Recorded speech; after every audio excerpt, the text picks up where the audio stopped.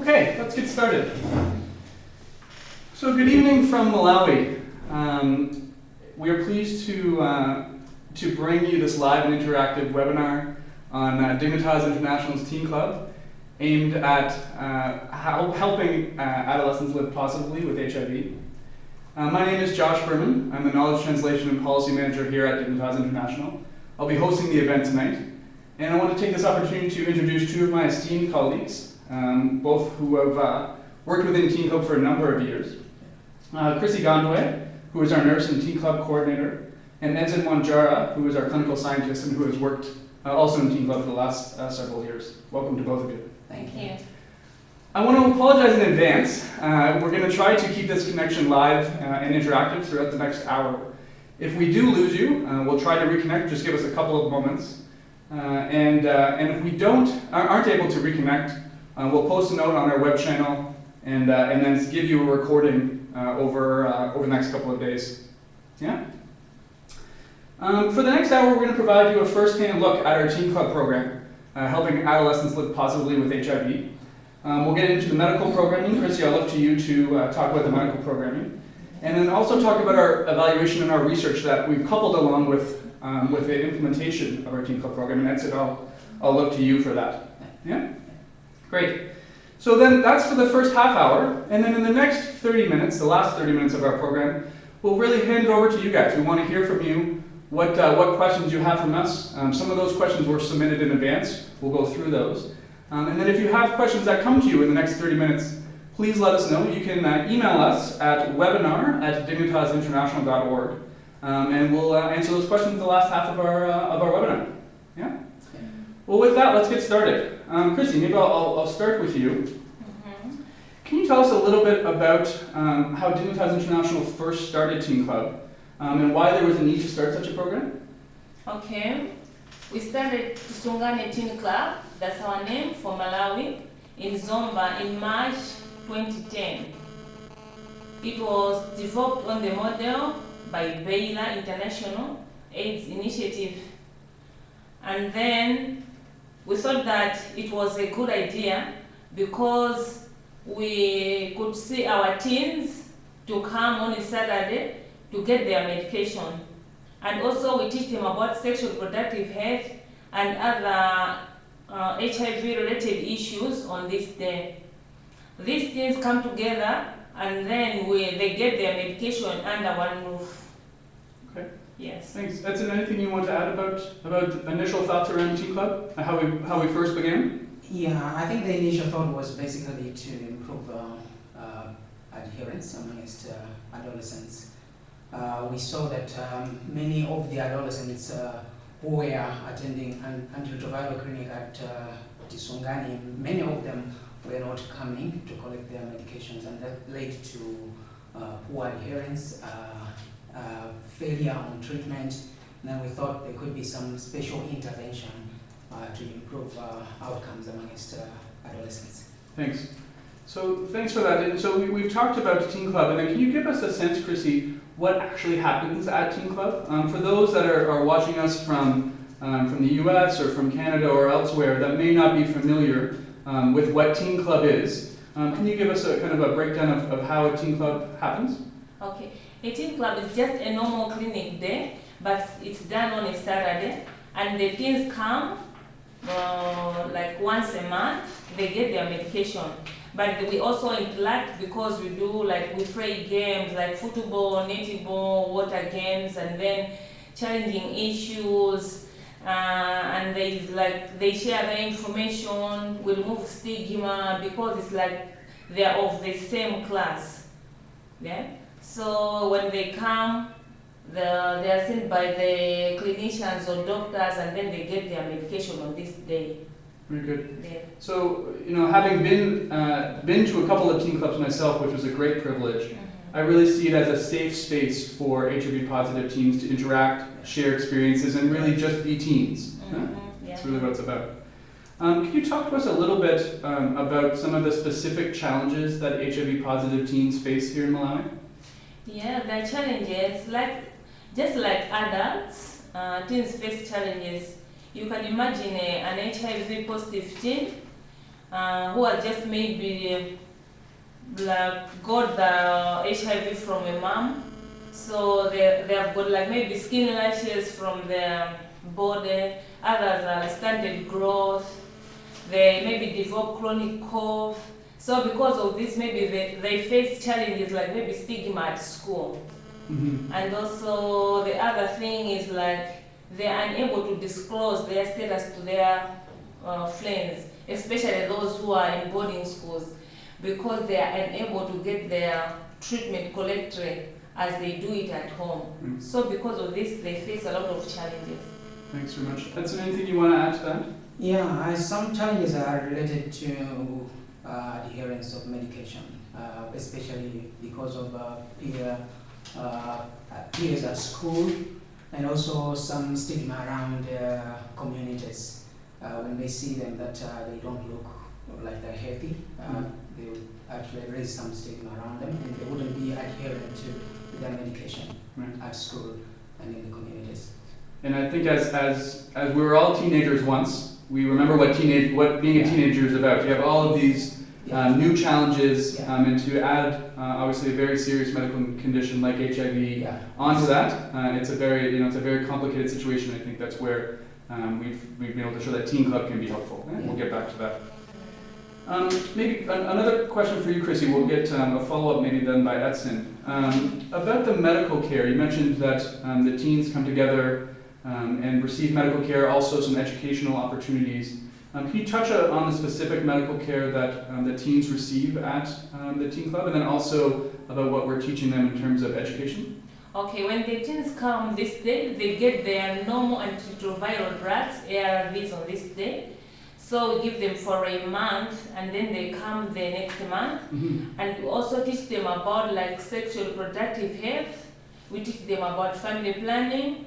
We teach them about disclosure, how they can tell their friends, especially maybe those who are in boarding school, how they can disclose to their friend to help them maybe during drug adherence.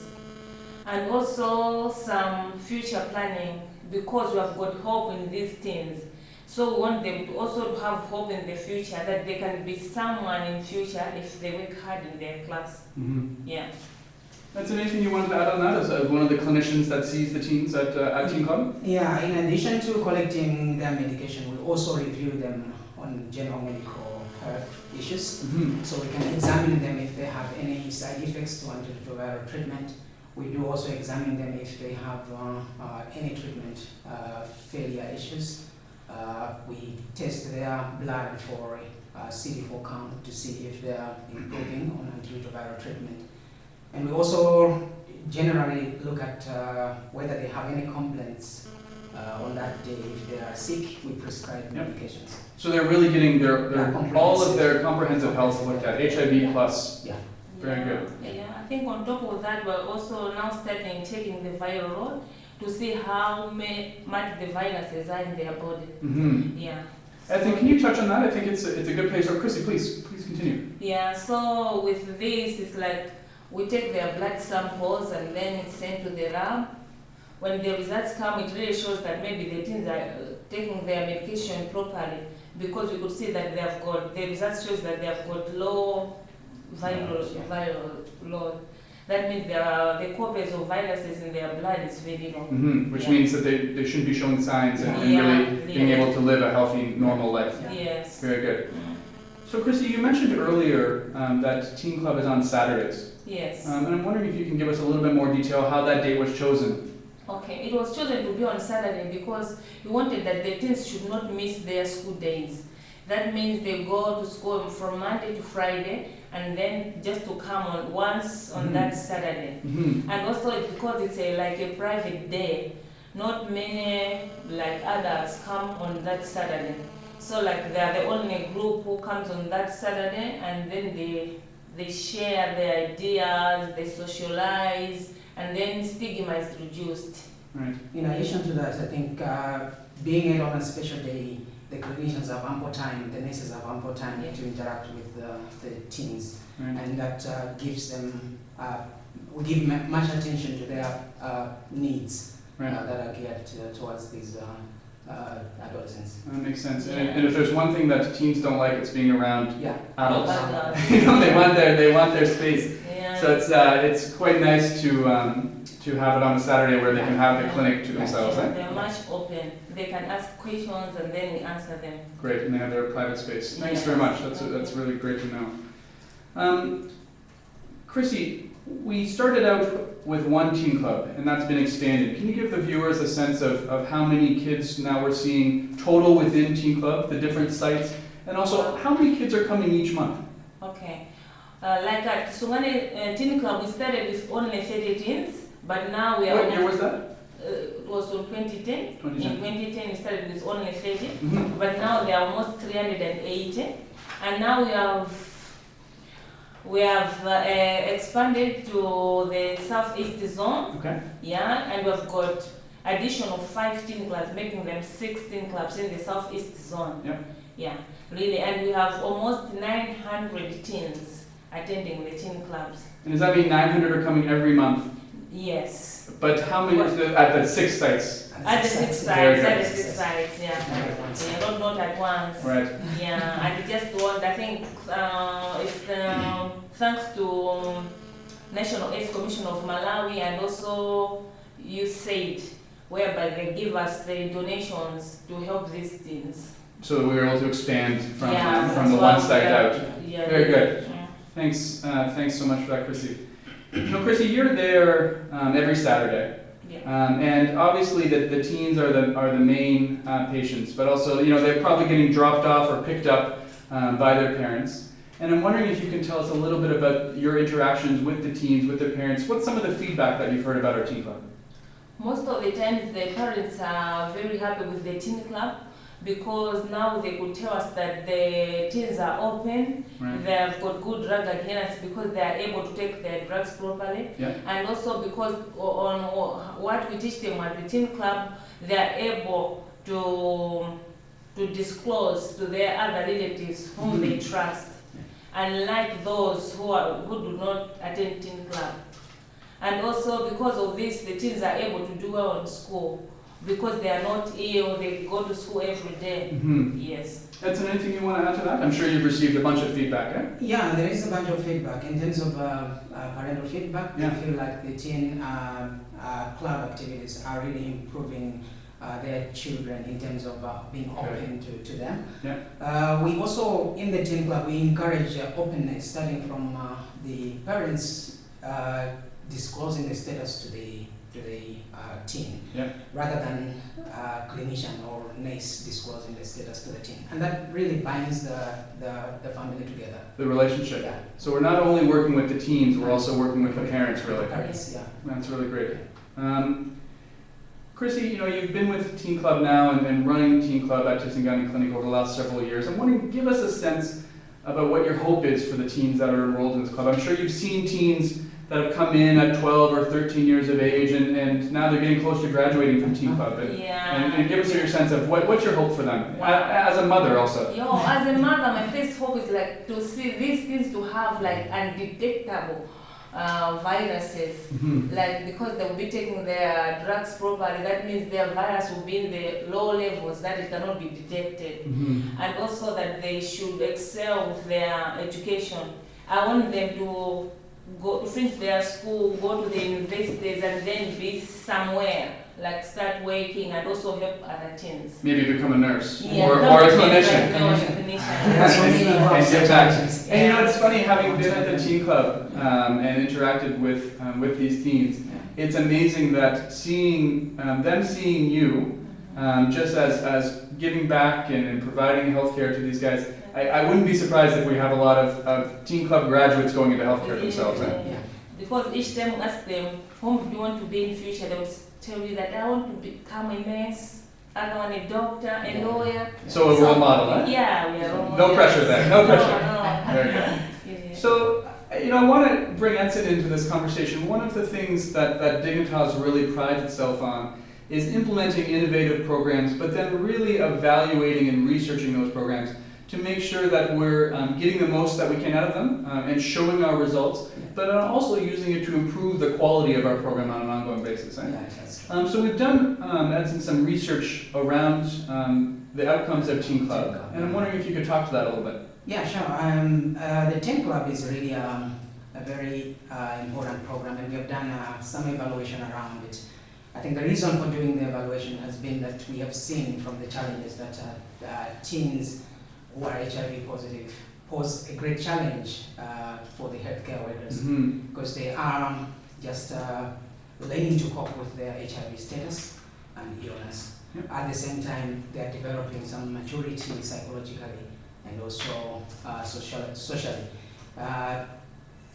They realize that they are HIV infected at the time when they may become more productive in life. In Malawi particularly, we have challenges related to teens because they've been managing their homes. They could be doing some sourcing for their own resources at home. They could be taking care of other siblings at home. These actually pose a lot of challenges. We talked about stigma in schools. We also talked about stigma in the social community. Right. All these things are compounds to their adherence to drug medication. These are challenges that you don't often see in North America. Yeah, sure, young teenagers caring for their children because their parents may be out working or passed away. Yeah. These are unique challenges to this kind of environment. Yeah, please. So Dignitas International did an evaluation on the outcomes of teens, basically looking at their staying on in care, which we call retention in care, by doing an evaluation on the group of teens that were enrolled in the antiretroviral program and were being followed up in the teen club, and those who were on antiretroviral program but did not attend the teen club. Okay. So we did an evaluation on the impact of teen club versus staying on in care. The evaluation was basically done looking at the routinely collected data from the teen club. Okay. And we did an analysis just comparing them in terms of sex, age, and also the distance that they get to the hospital, and also the reason for starting antiretroviral therapy. And also we did just an analysis looking at the outcomes, the clinical improvement. Okay. After what were the results of the study? The results of the study showed that the teens, the adolescents that attended teen club activities had more, 3 times chance of being on in the program longer than those that did not attend teen club activities. Yeah. So if I hear you right, we compared teens that are in teen club to those that where we hadn't started a teen club yet. Yes. And the teens that were in teen club were 3 times more likely to be actively followed up by clinicians and taking their medication regularly. Yeah. Is that right? Yeah, that's true. That's a really nice finding. Was that can the viewers find that finding anywhere? Yeah, that this study was actually presented at one of the conferences in Kuala Lumpur, and it's also available online. So it was presented at an AIDS conference, the AIDS conference in Kuala Lumpur. Yeah. So I think you can find the abstract and that presentation online, and maybe we can put that up on our Facebook page also to share with the viewers. Sure. Both of you were authors on that paper, right? Yeah. Very good. Sure. So Edson, so that tells us, hey, we're evaluating Teen Club. We're seeing that before Teen Club, the adolescents weren't staying on treatment. Teens are teens. Yeah, teens are teens. And we need to give them support and enable them to stay on treatment. Yeah. While as they go through different changes within their lives. And Teen Club we're showing now is doing that, eh? Yeah, it's doing that. You're So 3 times more likely. Yeah. Which is really which really supports that the finding really supports that the psychosocial services around teen can definitely improve retention that's being on. It's a great result. It provides an environment for social interaction among his teens, PA support among his teens, and also psychosocial support by the healthcare worker providers. And that result is also kudos to you guys, eh? Yeah, as the staff that work hard at that Teen Club. Yeah. It must have been very gratifying to see that your work, you see it every day, but then to see it in a nice conference presentation, Yeah. and really to have It's quite scientific support. Quite encouraging. Very good. So Edson, that's the teen club research that we do. I'm wondering if you can talk a little bit about other research that we do with adolescents. Yeah, we also did a study. Dignitas basically did a study with it laid a study which was done in multi countries, Malawi itself. We also did that study in Mozambique, Zambia, and Zimbabwe around adolescents. This study showed also that teens basically have quite unique challenges, mostly related to reproductive health issues. They may not be open to actually talk freely about the sexual or reproductive issues, and because of the environment that is set in the clinics. The study also showed specifically that so many clinics are not specialized to deliver specialized or tailored care for adolescents. Like Teen Club. Like Teen Club, Very good. which is one big challenge for the adolescents. This study also revealed that even in terms of support that's given by the healthcare worker may not be adequate, because we do not even stretch it to include the families. So there are gaps in terms of the delivery of care by the healthcare worker providers and also the families in terms of tailoring our needs to the adolescents. It really seems like these two studies, one shows that an intervention that could be successful in tackling what we saw in almost kind of the needs assessment. The gaps in That's right, that's right. Very good, thanks for that, Edson. You know, one of the things that we also really try to pride ourselves on here at Dignitas is making sure that we actively and effectively disseminate our research. If we're doing research but then we put it in a shoebox after that, you know, that's money wasted and time wasted. That's true. So Edson and Chrissie, maybe I'll come up to you after. Can you talk a little bit about how we disseminate our research? Yeah, Dignitas disseminates research findings through international AIDS conferences. We've done a bit in national conferences. In addition to that, we also disseminate our findings through scientific publications in the scientific papers and also in the peer-reviewed journals. These can be consumed by the policy makers and also the partners for Dignitas. Great. Chrissie, anything you want to mention on kind of local dissemination? I think you're seeing at the hospitals that we run these teen clubs at a really good interaction between some of the hospital managers, the hospital staff, and the teen club. Yeah, I think it's like because when sometimes we do like exchange visits with our friends from like Baylor, Lighthouse, they come and then it's like one way of disseminating information. Yeah, and also like we train other people who are not like health workers, but they're just community workers. And also they help us during the teen club. So with this, it's like we are disseminating information to them. Great. Yeah. Maybe it's also an opportunity for me to talk about an innovative program Dignitas has started over the last 2 years called the Knowledge Translation Platform. The idea behind this platform is that, as we developed our research capacity here in Malawi and started to disseminate that work internationally, we also wanted to make sure we take pride in making sure that we disseminate that work internally within Malawi, both at the local level, as Chrissie put it, and then also at the national level so that we can have influence on getting these programs scaled up in health policy more generally. Together with partners and in conjunction with the Ministry of Health, there was a needs assessment undertaken where we found that a lot of the research that happens in Malawi gets only disseminated internationally. And the focus really primarily needs to be on making a difference here. So we started, in partnership with the Department of Research in Malawi, a knowledge translation platform that's creating systematic linkages between researchers here in Malawi, both within Dignitas and around the country, and national level policymakers who are working on similar content areas, whether that's in the prevention of mother-to-child transmission, HIV, TB, co-treatment, a number of other topics, really making those linkages between those two groups much more systematic, so that the policymakers can make sure that the researchers are doing the right research that will be policy relevant, but also so that as research results get disseminated, they get disseminated in a way that policymakers can utilize those so that policy here in Malawi can be more evidence-based.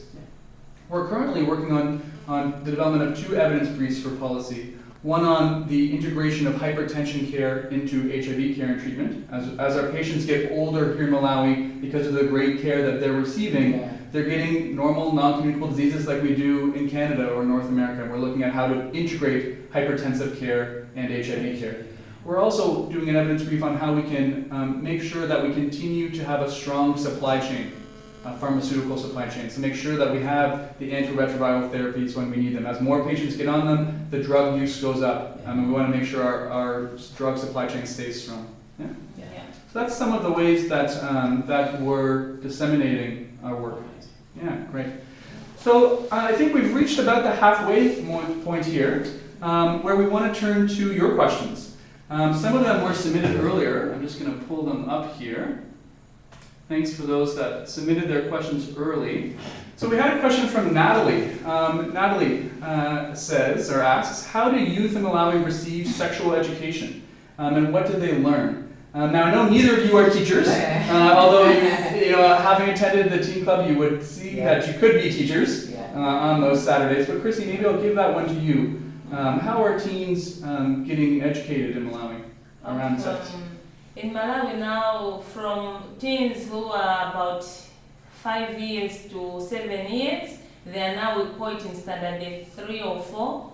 They have introduced like the sexual reproductive health, whereby they teach them about sexual education and also about HIV and AIDS. That's in the national education curriculum. It's in the national education curriculum. Okay. Okay. Yes. So it's like with the teens can know that those who are maybe HIV positive, they take their medication, which are called antiretroviral drugs. And also they know that when they have sex with an opposite partner, they can get pregnant. Yes? Very good. That's anything you want to add to that? Basically for us, we build on that knowledge which the teens have already acquired in their school, and we build it up in HIV care. So you know what the teens are getting in school, you can build on that in Teen Club. Yeah. Very good. Very good. Hopefully we answered your question, Natalie. Thanks for sending it in. Another question from Harvey. Harvey asks, and I'm happy maybe to take this one. It's an important question on what kind of resources are required to run these clubs, the staff, the supplies, the funding. Yeah? So this is an area that we're just starting now to look at more. When we started Teen Club back 4 or 5 years ago now, it was really an unanswered question. We didn't know exactly what we would need to actively run a teen club and what teens would really require. The most important thing is dedicated, amazing staff. Without them, you really can't have such an innovative program, and especially as they give up a Saturday a month, every month, to run teen clubs. So Chrissie and Edson and others that aren't joining us here today have really been instrumental in making Teen Club a reality, and I know the teens are thankful for that work. So the first thing is staff. The second thing I would say is supplies, and that's teen-centric supplies. So a lot of the times they're receiving their education or they're receiving their actual medical care. And the other times, they're just like, they do what every teen does, which is they want to play, they want to hang out. So we have some sports equipment, some hula hoops, some games that we just kind of hang out and play. And it's really quite basic, but all of the stuff that we have gets used every teen club. So really just some basic supplies and games where teens can have fun with, whether or not receiving their care in the clinic itself. In terms of funding, as you mentioned earlier, Chrissie, we received funding from USAID and from the National AIDS Commission here in Malawi to scale up these teen clubs over the last couple of years. And we've really actually scaled down the amount of funds that we've had to use for Teen Club. We've really seen now we have economies of scale where we started one teen club. It was always a cost limited program. We were doing now some cost effectiveness analysis, but it was always a program that didn't cost Dignitas and our funders all too much. It was really quite limited. And now, as we've scaled up that program, we've been able to use economies of scale to even bring those costs down further. So yeah, thanks for that question, Harvey. It's a really good question, and especially a good question for those of you from other programs that might be looking to implement something like this. And if you are, obviously, we'd be happy to share some more specific implementation plans and figures with you. So please follow up with us. We'd be happy to give you more specific information. Let me go next to Edson. A question from Nicole. Yeah. Nicole asks, how can people live with HIV and stay on medication their whole lives? Won't there be many side effects? It's a good question, eh? Because once you test positive for HIV, you have to be on treatment the rest of your lives.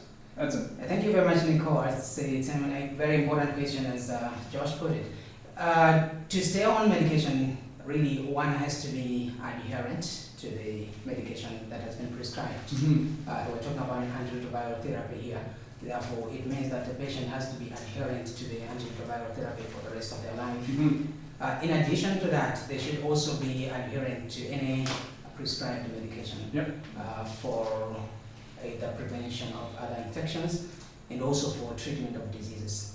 That's really very key. That they should really be adherent to whatever they've been prescribed by the clinician. Also, patients need to be to have a positive living attitude. And this should call for their being open to doing exercises, good diet. They should actually be able to disclose their status so that they can socially live positively.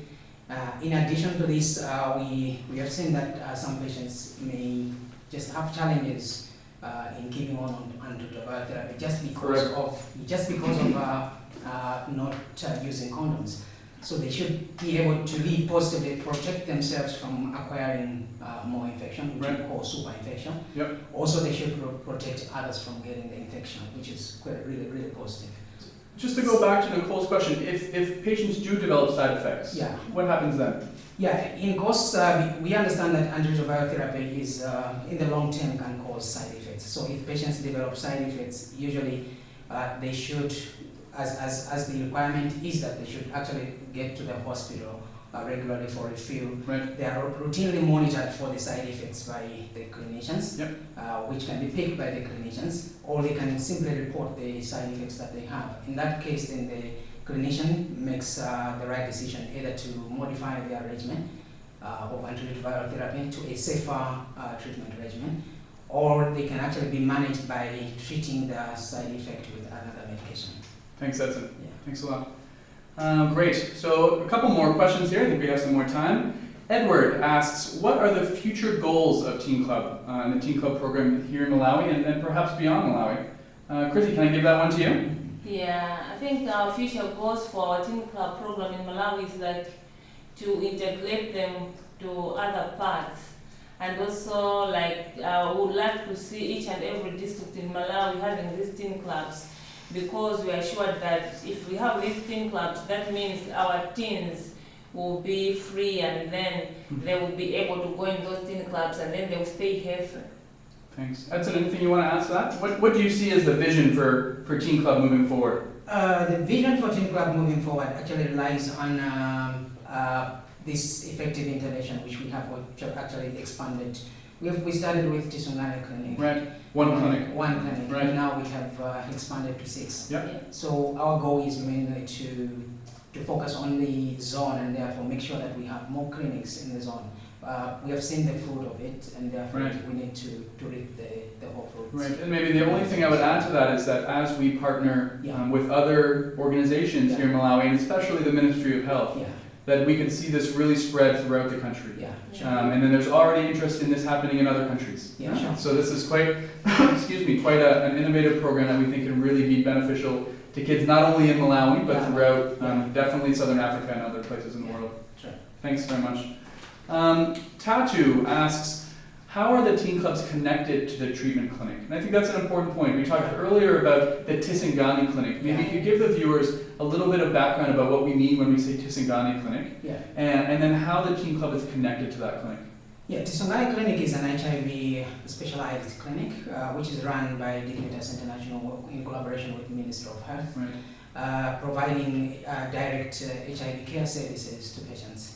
So from Tisangani clinic, we kind of developed a sub-program looking at the challenges related to the teens. So we looked at teen clinic, which is part of the Tisongane clinic. But on the difference is that we only see the children on a specialized day, while the main clinic operates on Monday to Friday basis.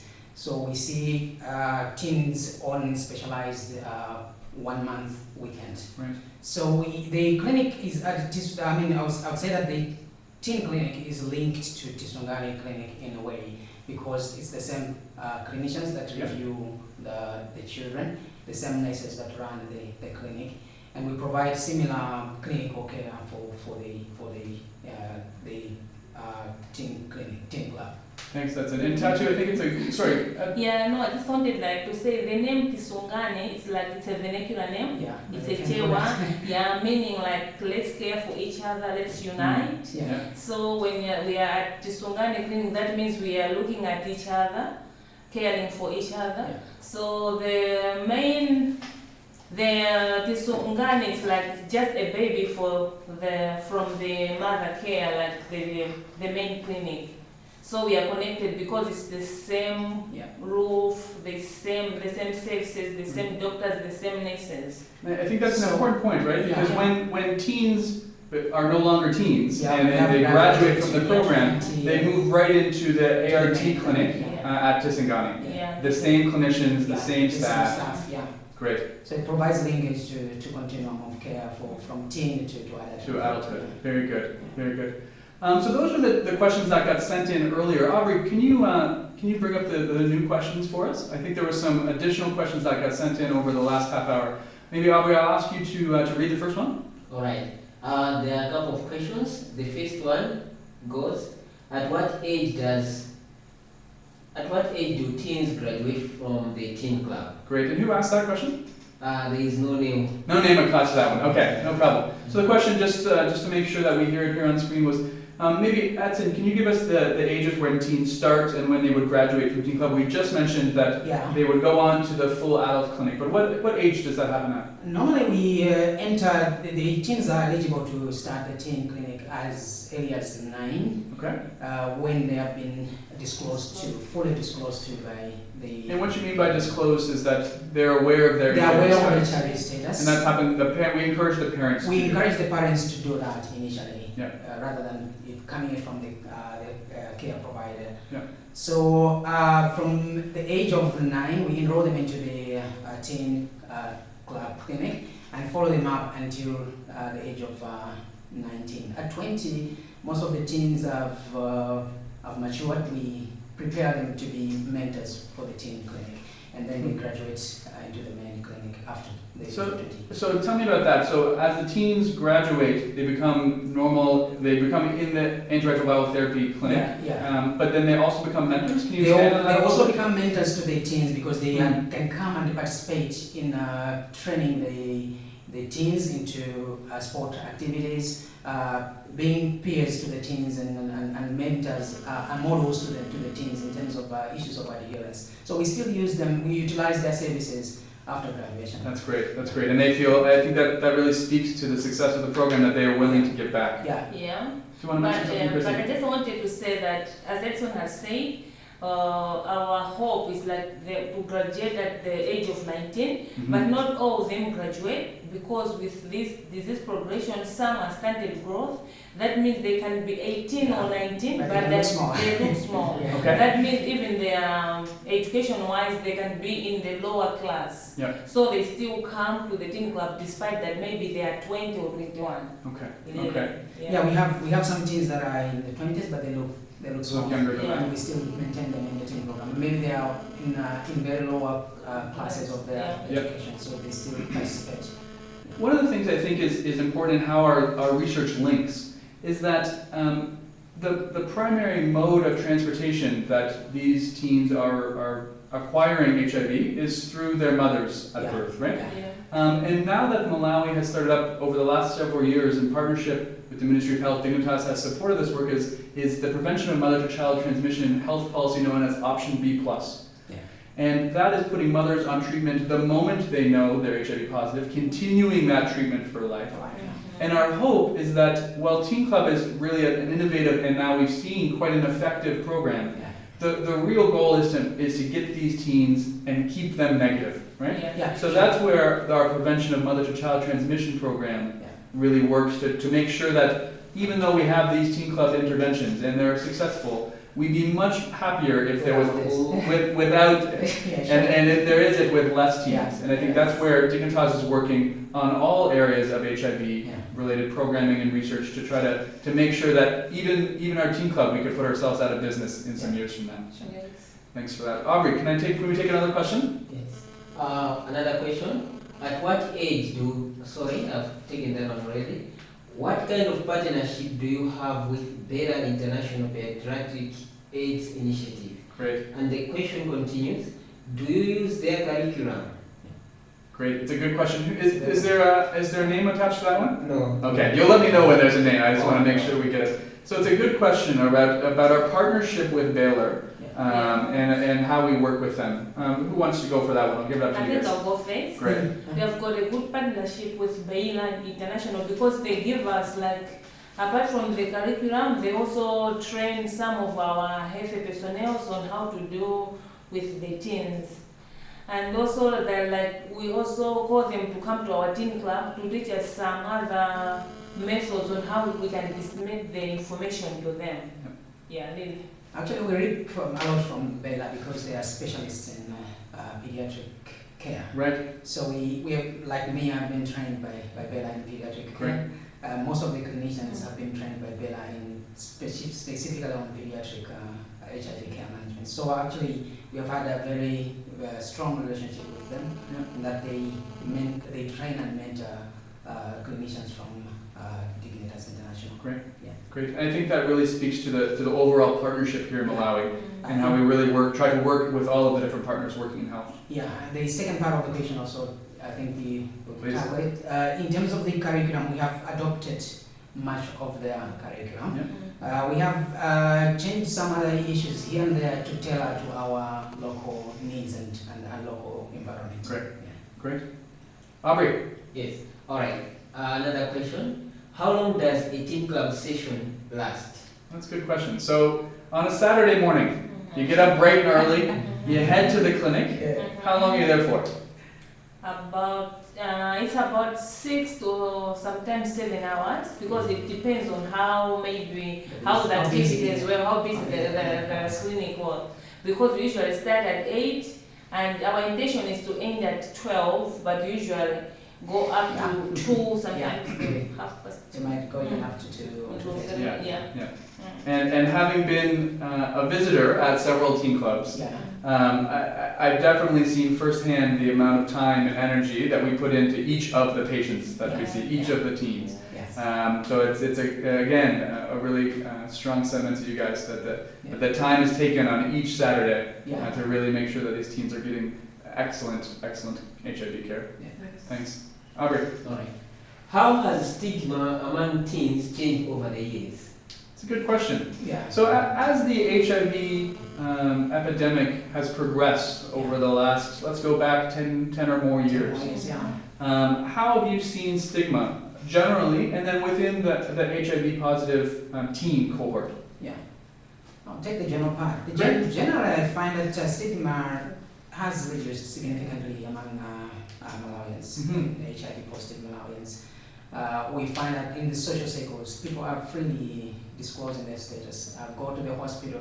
Tisungane has been running for 10 years. Initially, you wouldn't see, it was actually very hard to find patients really queuing. Some patients would not come to the clinic. They would come when they are very sick because they wouldn't want to go to the hospital to be associated with the HIV clinic.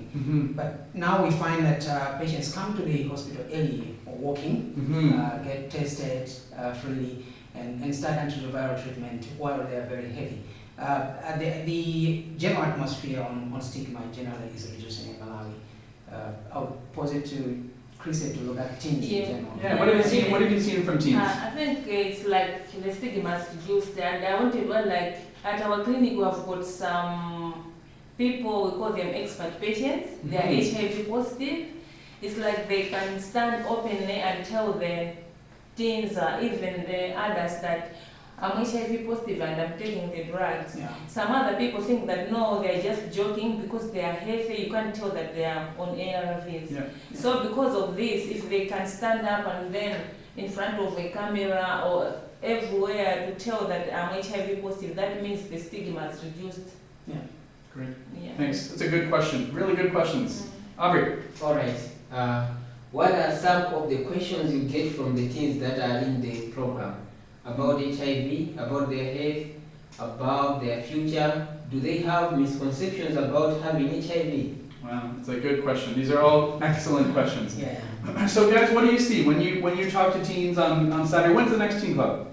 The next teen club is on 18th of October. Okay, so what are some questions you're likely to see on that day? There are some of the teens who are not really disclosed to. They would ask maybe, when will I stop taking these drugs? Right. Yeah. I know that they are antiretroviral drugs and I take them, but I would like to stop at some point or another. Yep. Yeah. Some pertinent questions that really come from the teens is about marriage. Will I be able to get married and have children? Those are some of the challenges that we face. Because of the HIV status, they don't have answers as to whether I can get married and have children. Yeah.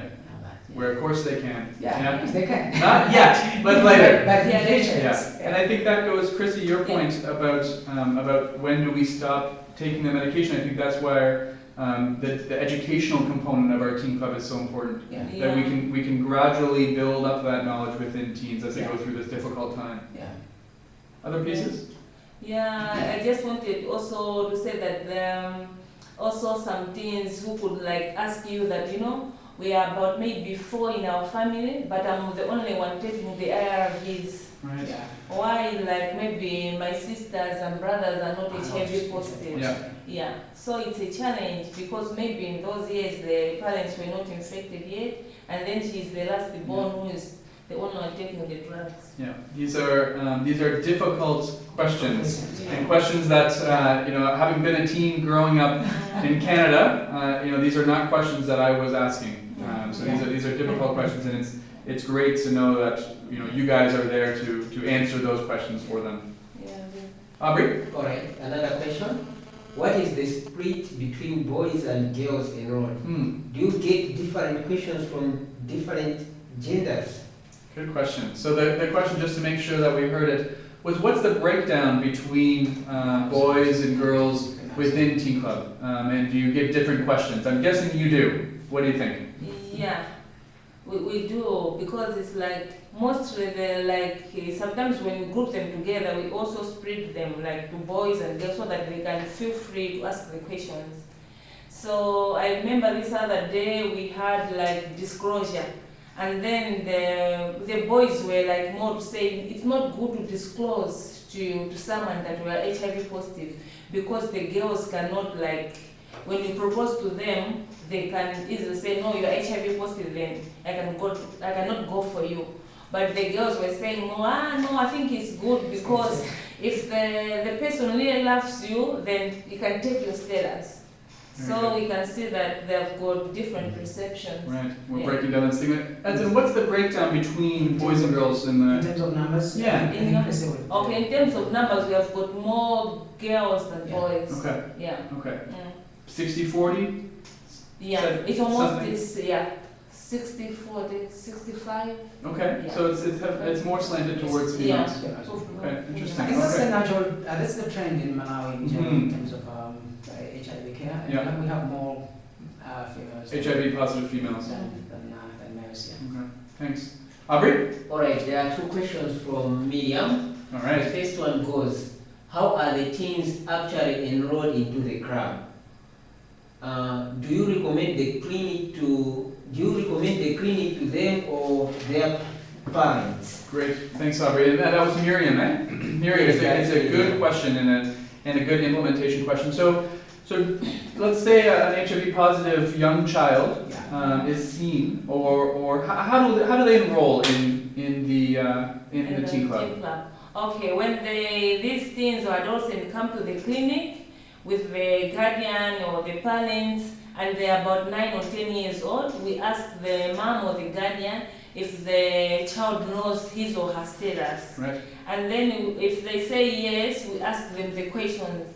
Do you know what these drugs are? If they say yes, they say, okay, what are they? They tell you they are ARVs. Why do you take them? They tell you, and then we tell them, okay, because you know your status, you can come on Saturday, we enroll them because they know their status, so that they can interact with their friends. Right. And I think that's a key point, and we want to make sure that everyone within Teen Club knows their own status, so that it doesn't come as a shock to them when they come around others.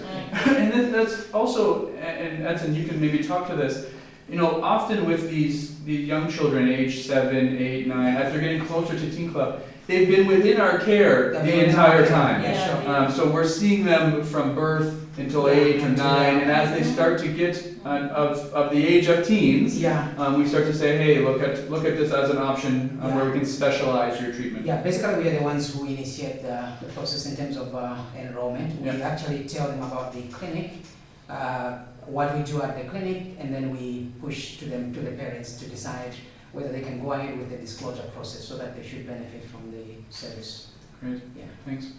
Alright, there is another question from Miriam. Great. She's asking if all the teens in the club are fully aware of their HIV status. Yeah, it's a good question, and I think maybe one we just touched on. And I know these questions were sent in some time ago. But yeah, so we do find it important, right, to make sure that all of the teens that are in Teen Club are aware of their status, know why they're taking their medication. And I think that's mostly, correct me if I'm wrong, to guard against disclosure to a child from other teens. We want to make sure it's coming from the parents. Yes, coming from the parents. We make sure that the parents start the process rather than the process of disclosure, rather than it coming from the clinician. It creates a bond between the parents and the child at home. They can talk about HIV freely as a family. That's right. Rather than trusting in the clinician who doesn't stay in the family or the nurse who doesn't stay in the family. You're there a lot, but you're not at home. Yeah. Have we given some coaching to the parents? I mean, as a new parent myself, I would obviously find that a difficult conversation. And do some parents need coaching in that manner? Yeah, we have given coaching to the parents, and I think Chrissie has actually conducted some sessions to the parents specifically to coach them on special needs that parents need to be prepared in terms of managing the children at home. Great. So we have sessions specifically for parents. Great. Yeah. Aubrey, any last questions? Yeah, there is one more. Okay, great. Yeah, there is no name, and the question goes, you talked about other teens mentoring other teens. How does this work? It's a good question. Can you give an example? So I'll just repeat the question here, and we talked earlier about as teens graduate, many come back and mentor within the teen clubs themselves. And Chrissie, maybe I could direct this question to you. How does this mentorship exactly work? It's like because these teens, you can imagine that maybe someone is 19, 20 years old and has maybe finished his secondary school. So we teach them on how to look after the other younger teens. So we mentor them, like we teach them on some subjects to teach the younger teens, like maybe on reproductive, maybe in future planning, like they should work hard in class so that they can be like the one mentoring them. I think my sense is just having those teens there that have graduated from the program, you see them living healthy adult lives. It would be a real inspiration to those teens that are just starting out in this new course in their life. And the older teens have actually been through the curriculum over and over, and they have mastered the curriculum. And some of them have actually been presenting issues in front of us as just to see how much they understand those issues. And we have actually used them to mentor the young ones in issues like adherence, how they can adhere to drug at school and in difficult places. So I think we utilize their experience throughout the teen program. I would think that would also build the sustainability of the program over the long term, making sure we have enough people that can do this curriculum, can train others. they do it through like maybe drama, poem, dancing, so that they can attract the younger teens. Very good. Are you a good dancer, Chrissie? Yes. That's it. Very good. Well, I think we've reached the almost the end of our time. I want to give each of you an opportunity just to say any last words to our viewers, North America or elsewhere. Edson, why don't you go first? Yeah, I think I want to thank all the viewers and for being such a nice audience, basically. And also we want to thank the donors for such a wonderful donation that's geared towards improving teen club activities. Your donations are reaping fruits in terms of improving the outcomes of our teams and the progress of the team at Sundani. Thanks, Edson. Chrissie? Yeah, the same to me. Thank you, our donors from North America. Continue supporting our program. I would like to see some teens graduating and also living positively. Yeah. Thank you. Well, guys, thank you. I think that was a really great session. I'm happy that the internet stayed with us. I think we've learned quite a bit. And really what this shows, in my opinion, is the model that Dignitas presents. We want to implement innovative medical programming and make sure that we're caring for each and every patient. Yeah. But also we want to evaluate and research those programs to make sure that we disseminate it broadly so others can learn from us and we can learn from others, but also so that we can feed back that learning into improving our programs each and every Saturday. I think the most rewarding part for me as having been a visitor to several teen clubs is just watching the teens interact in a safe space, get world-class HIV care from clinicians and nurses like yourselves, and really graduate and go on living their lives. It's really and I know you guys see it every Saturday. Yeah, it's a rewarding experience. Before signing off, I want to thank, as Edson and Chrissie did, our supporters. You're part of our story, and without you, none of this would be possible. So really thank you from the bottom of our hearts, especially Appleby College. I know several of you are listening today.